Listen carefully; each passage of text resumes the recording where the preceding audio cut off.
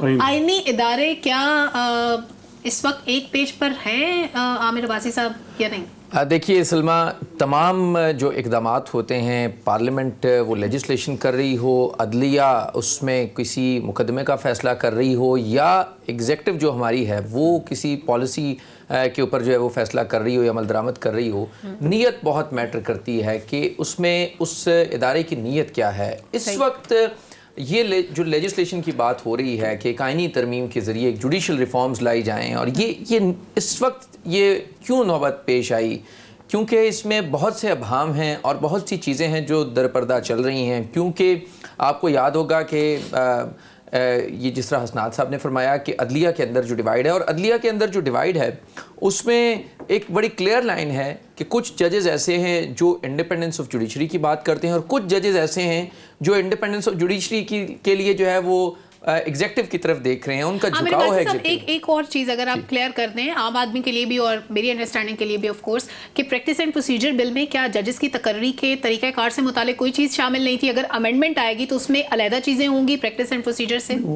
G that is بالکل، وہ ایک سیپریٹ پروسیس ہے، اور وہ ایک ایکٹ کے ذریعے وہ ترامیم وہ جو لائی گئی ہیں، قانون لایا گیا ہے پریکٹس اینڈ پروسیجر کا، اور اس میں یہ کہا گیا ہے کہ پہلے جو بینچز کی تشکیل تھی، مقدمات کی فکسیشن تھی، وہ فرد واحد کے پاس تھی، چیف جسٹس کے پاس، اب وہ کمیٹی کے پاس ہے، لہٰذا وہ تو بالکل ایک جو چیف جسٹس کی پاورز ہیں ان کو ڈیلیگیٹ کیا گیا، ان کو تقسیم کیا گیا، کمیٹی کے سپورٹ کر دیا گیا، اس کا ججز کی اپوائنٹمنٹ سے کوئی تعلق نہیں ہے۔ اب تو یہ پوری ایک آئینی ترمیم کے ذریعے اس پورے عدلیہ کا جو ایک ڈھانچہ ہے اس میں تبدیلی کی جو ہے وہ ایک خبر سامنے آ رہی ہے، اور اس کا بل باقاعدہ طور کے اوپر جو وفاقی وزیر ہیں انہوں نے جوڈیشل کمیشن کے اجلاس میں بتایا کہ ہم آئین کے آرٹیکل 175A میں جو ہے وہ ترمیم کرنے جا رہے ہیں۔ اب اس ترمیم کے لیے بھی نیت دیکھیں نا، میں وہی عرض کر رہا ہوں کہ نیت بہت میٹر کرتی ہے کہ کیا حکومت اس سٹیج کے اوپر کیوں چاہتی ہے کہ پارلیمنٹ جو ہے اس کی ایک قانون سازی اور لیجسلیشن کے ذریعے اور ترمیم کے ذریعے اس پورے نظام کو تبدیل کر دیا جائے۔ کیونکہ بہت اہم ہے کہ عدلیہ کے اندر جو اختلافات ہیں یا جو گروپنگ ہے اس میں کچھ ججز کی ایک رائے ہے، اور جو آپ کو یاد ہے اسلام آباد ہائی کورٹ کے 6 ججز نے بھی خط لکھا، انہوں نے کہا کہ ایگزیکٹو مداخلت کر رہی ہے، اور وہی معاملات پھر دوبارہ پہلے ایگزیکٹو کی طرف بھیجے گئے، پھر وہاں سے وہ کمیشن کی طرف گئے، کمیشن سے واپس وہ عدلیہ میں آئے، اور اب عدلیہ کا اس کے اوپر ایکشن جو وہ چل رہا ہے۔ لیکن کیونکہ جو عدلیہ کے اندر بہت سے ججز جو ہیں وہ ایگزیکٹو کی جب مداخلت کی بات کرتے ہیں تو اب تو ایک پوری ترمیم کے ذریعے اس پوری جو سٹرکچر ہے اس کو تبدیل کیا جا رہا ہے، ججز کی اپوائنٹمنٹس ہوں، ججز کی شفلنگ ہو، کس کو کب چیف جسٹس بننا ہے، کب اس کو تبدیل کرنا ہے، ان تمام چیزوں کو سامنے رکھ کر خبریں سامنے آ رہی ہیں کہ یہ لیجسلیشن ہو رہی ہے اور یہ ترمیم ہو رہی ہے، لہٰذا اس کے بہت سے نقصانات بھی ہوں گے، اس کے اوپر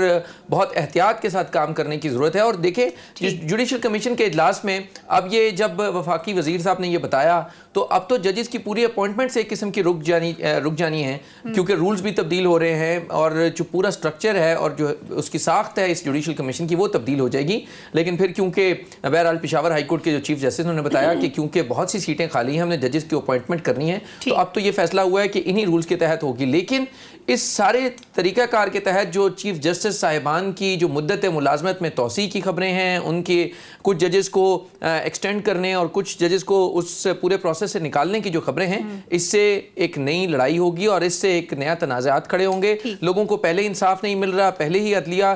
کے جو حالات ہیں وہ مسائل پیدا ہوں گے، اور یہ بھی کہا جا رہا تھا کہ چیف جسٹس آف پاکستان کی مدت ملازمت میں شاید ٹیکنیکلی توسیع ہو جائے گی اگر اس بل پر عمل درآمد ہوتا ہے یا اس آئینی ترمیم کو لایا جاتا ہے تو